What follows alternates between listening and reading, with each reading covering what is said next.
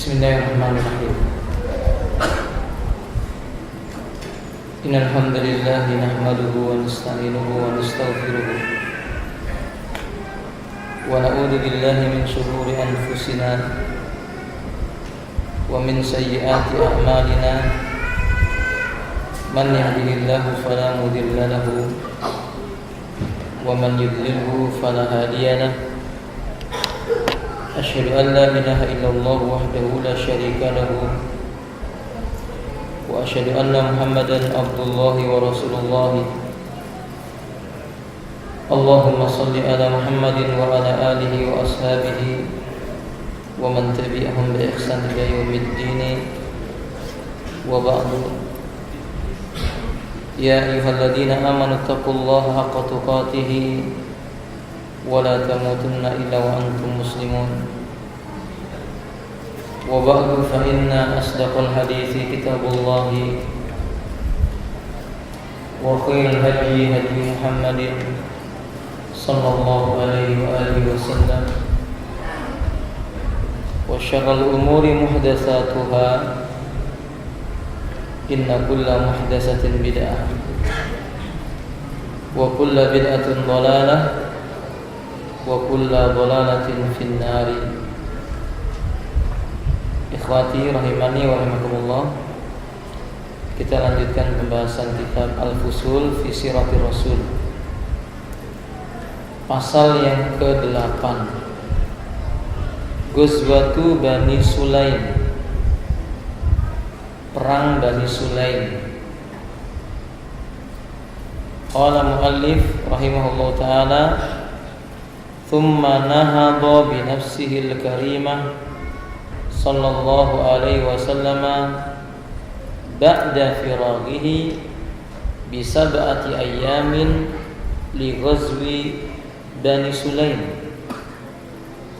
famakatha salasan thumma raja'a wa lam yalqa harban wa qad kana ista'malu 'ala al-Madinah Siba' bin Urfutah wa qila Abdullah ibn Ummi Maktum. Setelah perang Badar, maka Nabi SAW beliau selama 7 hari. Setelah beliau 7 hari terjadi perang Badar, beliau kembali ke Madinah. 7 hari kemudian beliau pergi menuju Bani Sulaim, dan beliau ingin memerangi Bani Sulaim ini. Tetapi beliau tidak menjumpai Bani Sulaim di tempat tujuannya. Artinya tidak terjadi perang tanding. Sebagaimana kebiasaan Nabi ketika mengalahkan suatu kaum, baik dengan peperangan maupun tanpa perlawanan, beliau akan tinggal selama 3 hari atau beberapa hari. Kemudian baru beliau pulang. Jadi 3 hari di tempat Bani Sulaim, kemudian beliau pulang kembali ke kota Madinah. Selama ditinggal kota Madinah itu, diserahkan tampuk kepemimpinan kepada seorang sahabat yang bernama Siba' ibn Urfutah. Ada pula ahli sejarah yang mengatakan tampuk kepemimpinannya diserahkan kepada Abdullah ibn Ummi Maktum. Wallahu ta'ala a'lam bishawab. Maka yang bisa kita ambil faedah dari kisah yang singkat ini, penjelasan yang singkat ini, maka dari sini kita bisa mengetahui bahwa Allah Subhanahu wa ta'ala memberi sesuatu kepada Nabi yang tidak diberi oleh Nabi-Nabi yang datang sebelumnya. Salah satunya adalah dikalahkannya musuh sebelum bertemu dengan Rasulullah SAW. Dimasukkannya rasa takut dalam diri mereka. Kemudian faedah yang berikutnya, Para ulama menyebutnya dengan Ghazwatu Bani Sulaim, perang Bani Sulaim. Maka istilah para ahli sejarah, disebut perang tidak mesti bertemu dengan perlawanan, tapi cukup menguasai sebuah tempat di mana musuh itu lari, sudah dianggap berperang, dan itu dianggap sebuah kemenangan. Faedah yang ketiga, disyariatkan dalam Islam diangkatnya seorang pemimpin di antara mereka, tapi dengan jalan yang syar'i, bukan kepemimpinan atas dasar hizbiyah, bukan. Dan dalam syariat Islam, meninggalkan sebuah wilayah yang dikuasai oleh kaum muslimin disyariatkan diangkat seorang pemimpin, baik sementara maupun seterusnya. Maka ketika Nabi SAW meninggalkan Madinah, Nabi mengangkat salah seorang di antara sahabat itu yang menjadi pengganti beliau untuk memimpin. Di sini ulama berbeda pendapat. Ada yang berpendapat siapa tadi? Siba ibnu Urfutah. Dan ada pula yang berpendapat Abdullah ibnu Umi Maktum. Bila pendapat yang mengatakan Abdullah ibnu Umi Maktum adalah pendapat yang rajih, ada faedah yang lain bisa kita ambil. Dalam kepemimpinan Islam, tidak dilarang orang yang cacat memimpin asal dia punya kemampuan dalam memimpin. Bukankah Abdullah ibnu Umi Maktum itu dikenal lelaki yang apa? Buta. Oke. Tapi memiliki keilmuan. Sehingga kata Al-Imam Al-Utsaimin, kesolehan seseorang itu menjadi faktor penentu kesuksesan dalam memimpin. Oke. Jadi adapun jasad manusia itu hanya pendukung saja, bukan faktor yang paling utama. Berapa banyak ayat ataupun hadis yang menyebutkan tentang hal ini, di antara firman Allah Subhanahu wa taala. Allah Subhanahu wa taala menyebutkan, "Inna akramakum indallahi atqakum." Sesungguhnya orang yang paling mulia di sisi Allah di antara kalian yang paling bertakwa. Rasulullah sallallahu alaihi wasallam bersabda, "Innallaha la yanzuru ila suwarikum wala ila amwalikum walakinallaha yanzuru ila qulubikum." Wa fi riwayatin li Muslim, "wa a'malikum." Sesungguhnya Allah tidak melihat kepada bentuk tubuh dan harta kalian. Ia melihat ke dalam hati kalian. Dalam riwayat Imam Muslim ada tambahan, dan juga amal perbuatan kalian. Maka faktor kesolehan itu menjadi penentu keberhasilan seseorang. Kepemimpinan seseorang sangat ditentukan dengan kesolehannya, dan sejarah membuktikan Khulafaur Rasyidin orang yang soleh. Khalifahnya Nabi Abu Bakar, Umar, Utsman, Ali radhiyallahu taala anhum, mereka orang yang soleh.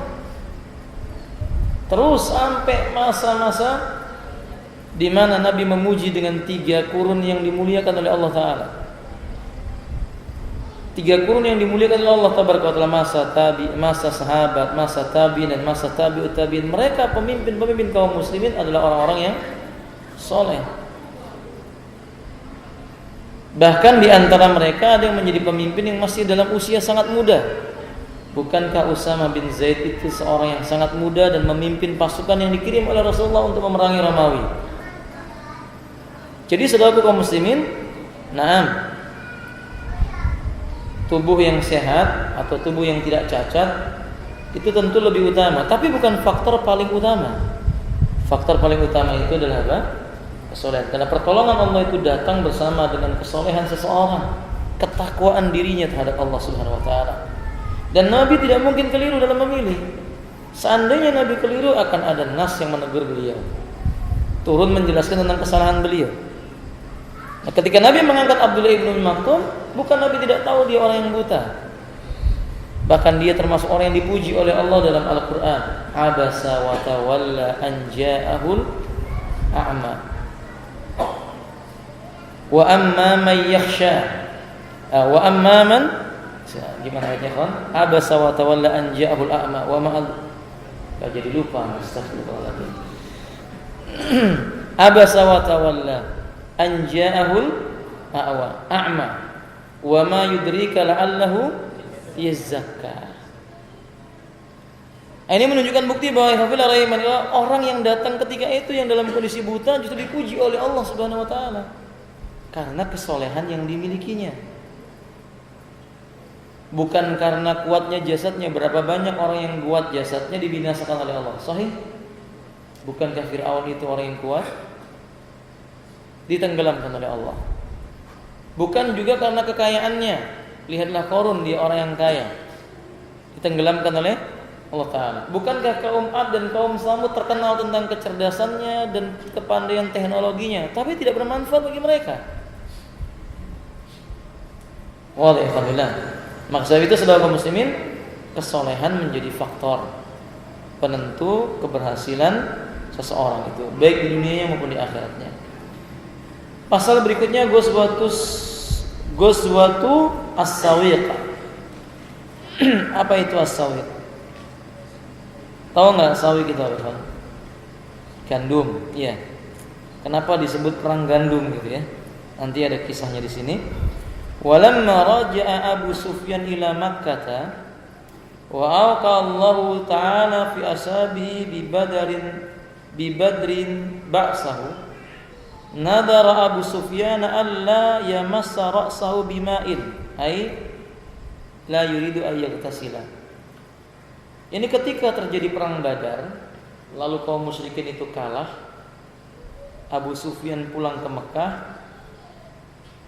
Dia harus menerima kenyataan di mana Allah menimpakan kepada pasukan musyrikin itu kebinasaan.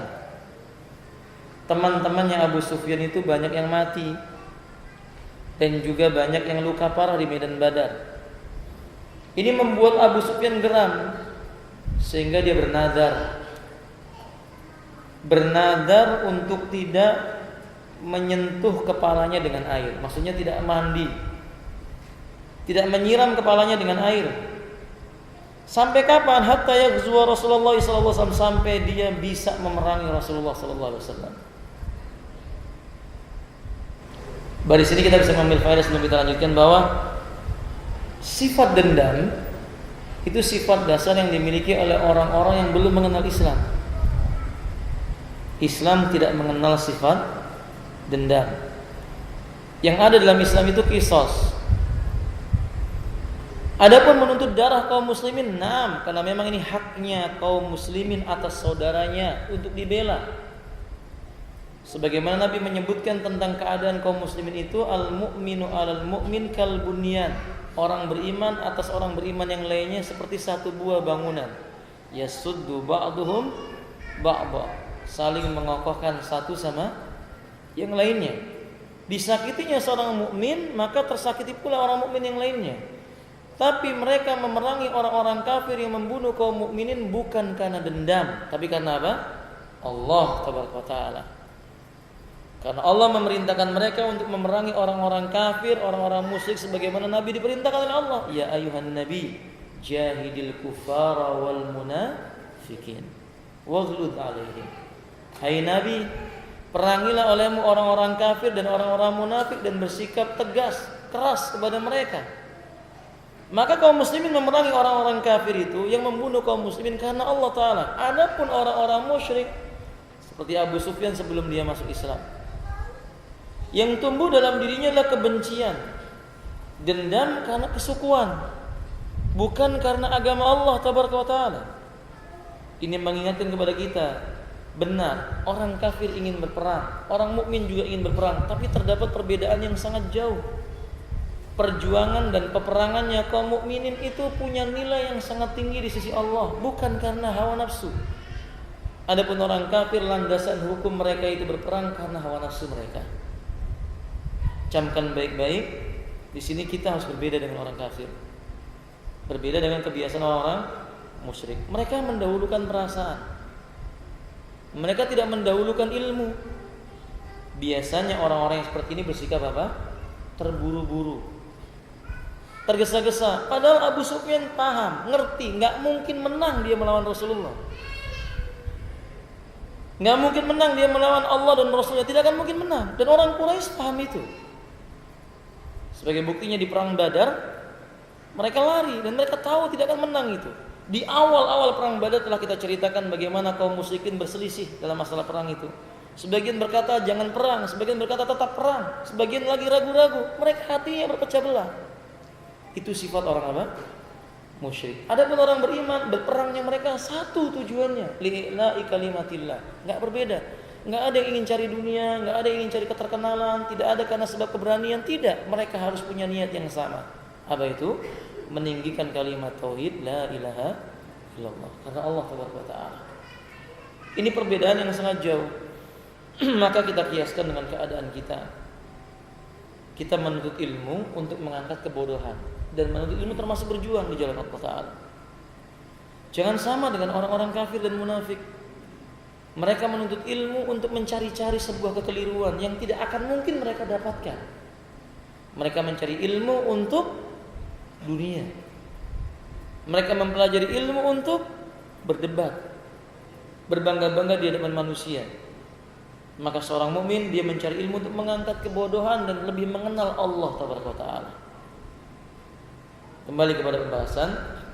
Faedah yang kedua, ternyata sejak zaman dahulu nadar itu sudah dikenal. Orang Quraisy atau kafir Quraisy pun mengenal nadar. Islam juga mengajarkan tentang hukum seputar nadar. Tapi yang perlu dicatat, nadar dalam Islam hukumnya apa? Nadar itu hukumnya wajib atau sunnah?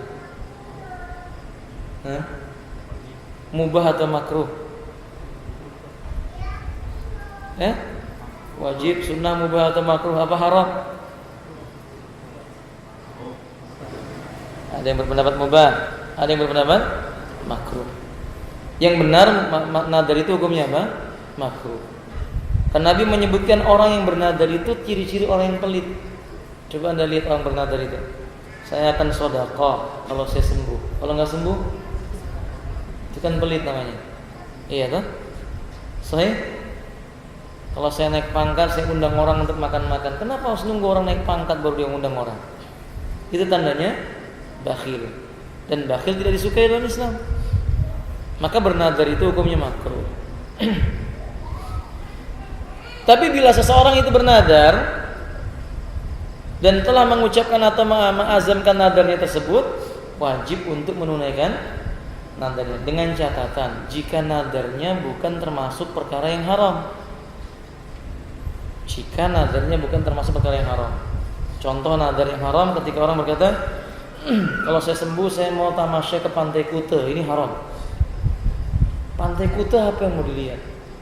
Sana banyak wanita telanjang, membuka aurat. Safar ke sana nggak ada manfaatnya.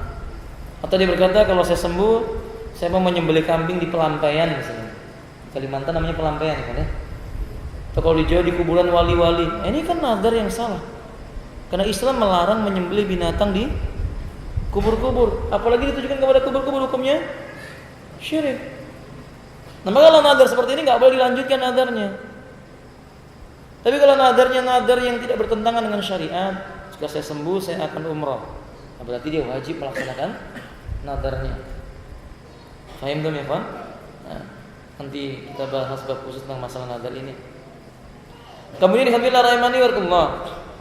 Contoh nadar yang jelek ya nadar seperti ini. Allah ya masara salbima'in, dia tidak akan menyiram kepalanya dengan apa? Air. Ini kan bersikap melampaui batas. Nah kita nggak boleh bernadar seandainya saya belum bertemu dengan sebulan saya tidak akan mandi. Bagaimana kalau setahun nggak ketemu dengan sebulan? Nggak mandi. Bagaimana kalau dia junub? Ini bertentangan dengan syariat. Ya, antum jangan bernadar yang seperti ini. Wallahi kan? Sebagian orang bernadar dengan nadar yang jelek. Seandainya saya sembuh, saya cium jempol kaki istri saya, enggak gitu kan. Nah, nadar yang nggak baik, jempol kaki dicium pasti bau gitu kan ya. Nah kata Ali. Nah, ala kulli hal ini nadar yang buruk, jangan dilakukan. Contoh nadar yang nggak benar yang dilakukan di masa jahiliyah ketika itu. Kemudian, berarti keinginan orang kufar itu memerangi Rasulullah SAW ketika itu. Kata beliau, fa kharaja fi mi'atai raqib. Keluarlah Abu Sufyan ini dengan membawa 200 pasukan berkuda atau pasukan yang mengendarai tunggangan, imma berkuda wa imma pakai kuda wa imma pakai apa namanya? Onta begitu. Bisa jadi mereka pakai kuda, bisa jadi pakai, tapi 200 pasukan penunggang kendaraan. Fanazala torfa al-Uraid, sampailah dia di ujung sebuah desa dinamakan Al-Uraid. Wabata lailah wahidah, bermalam di sana satu malam di satu kaum yang bernama Bani Nadir. Di sana ada pemimpin kaumnya dan salah satu tokoh yang disegani namanya Salam, bukan Salam ya, tapi Salam pakai tasdid. Salam ibni Miskam. Nah, lelaki ini menceritakan gerak-gerik kaum muslimin. Lelaki ini menceritakan tentang aktivitas kaum muslimin di kota Madinah dan membongkar semua kegiatan orang-orang di kota Madinah kepada Abu Sufyan. Faham ya? Dia melayani Abu Sufyan, melayani pasukannya, memberi berita kepada mereka tentang kondisi kaum muslimin. Sampai akhirnya di pagi hari Abu Sufyan bersama sahabatnya pergi mau menyerang kaum muslimin, ternyata menjumpai satu orang lelaki dari bangsa Ansor dibunuh. Dan mereka punya perangai yang buruk ketika itu, menebang pohon-pohon kurma yang masih kecil, disebut dengan aswara. Aswar itu apa namanya? Aswar minan nakhl, pohon kurma yang masih kecil belum berbuah, dipotong, ditebang. Nah, dalam Islam perang tidak boleh. Kenapa ya, kok?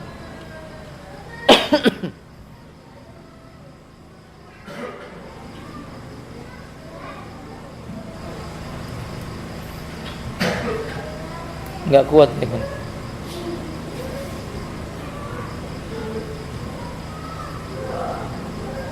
Kita lanjutkan, ikhwan.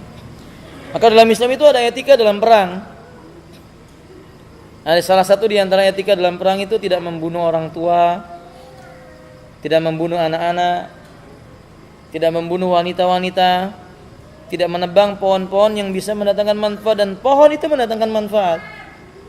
Tidak menebang pohon-pohon yang hijau kecuali dalam kondisi yang sangat darurat. Adapun orang-orang Quraisy tidak demikian.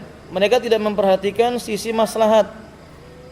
Mereka hanya memperhatikan apa yang mendatangkan kesenangan, kemenangan bagi mereka. Berbeda dengan cara berperangnya kaum muslimin. Maka ini tidak boleh ditiru cara perangnya orang-orang kufar. Dan mereka membunuh seorang Ansor. Wa halifan aw summa qarra rajian. Padahal orang ini ternyata termasuk apa? Orang yang mengambil perjanjian dengan Nabi sallallahu alaihi wasallam, sekutunya Nabi begitu. Walhasil ketika habis membunuh, Abu Sufyan dan pasukannya pulang, lari. Sehingga Nabi SAW mendengar berita ini. Wa nadira bi Rasulullah SAW fa kharaja fi talabi wal muslimuna fa balagha qarqarah al-Qudri. Nabi ingatkan perkara ini kepada kaum muslimin. Nabi bangkitkan semangatnya kaum muslimin.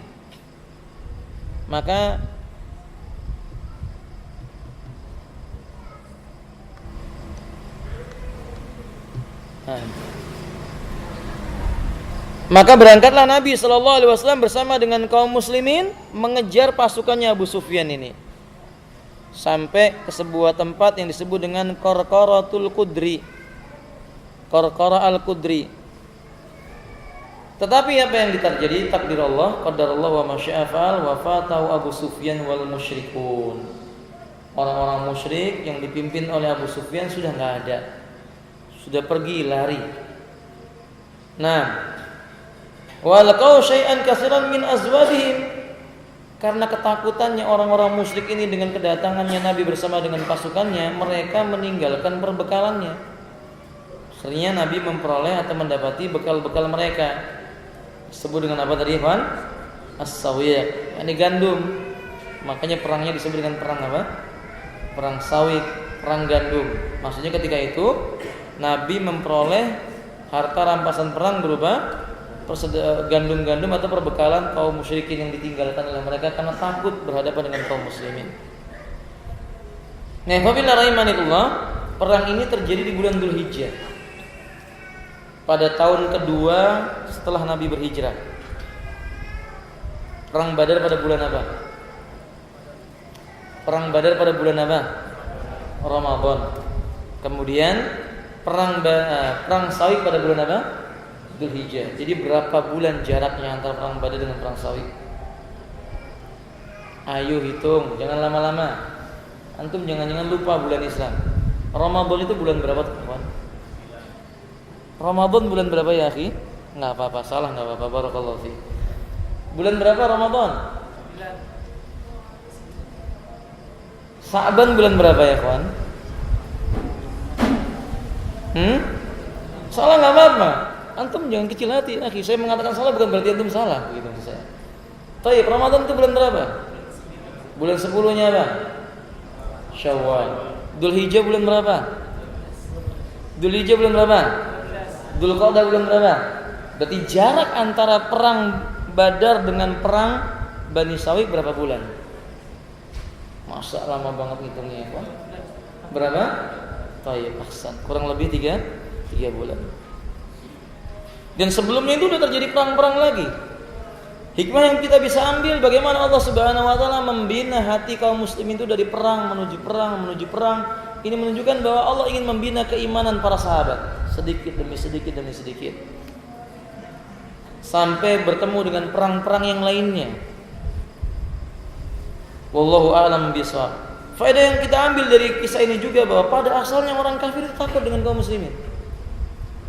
Jauh sebelum bertemu dengan kaum muslimin sebenarnya mereka itu takut. Coba kalau antum tidak percaya ketemu orang kafir, antum sambil pegang-pegang jenggot, antum pandangi gitu, alhamdulillah. Insyaallah mereka takut. Paham ya, alhamdulillah? Nah, karena mereka melihat kaum muslimin itu sudah merasa gemetar. Memang kaum muslimin hidup dan mati bagi mereka itu selama beribadah kepada Allah Ta'ala bukan suatu perkara yang menggelisahkan hati mereka. Ya, mereka hidup dengan beribadah kepada Allah. Kalau toh mereka mati karena membela agama Allah. Ini yang membuat orang-orang kafir itu merasa takut.